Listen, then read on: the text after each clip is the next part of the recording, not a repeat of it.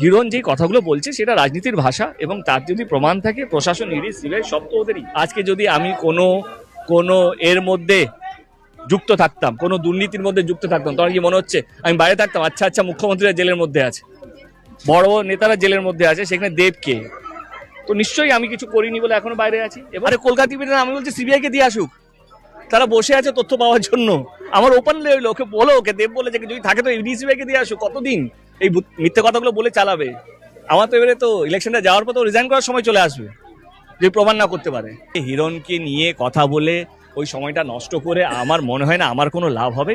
আজকের পর হিরণ কি বলছে না, তার মধ্যে আমি জবাব দেওয়ার জন্য প্রস্তুত নই। হিরণ আজকের পর থেকে যা ইচ্ছা বলতে পারে, তার পুরো আমার তরফ থেকে সহমতি আছে ওকে। আমার মনে হয় ওর প্রশ্নের পিছনে আমি আমার সময়টা যদি নষ্ট করি, তাহলে আমার পুরো দিনটা নষ্ট হয়ে যাবে। আমার মনে হয় কি আমার অনেকগুলো মানুষের কাছে পৌঁছানোর আছে, অনেকগুলো মানুষ রাস্তা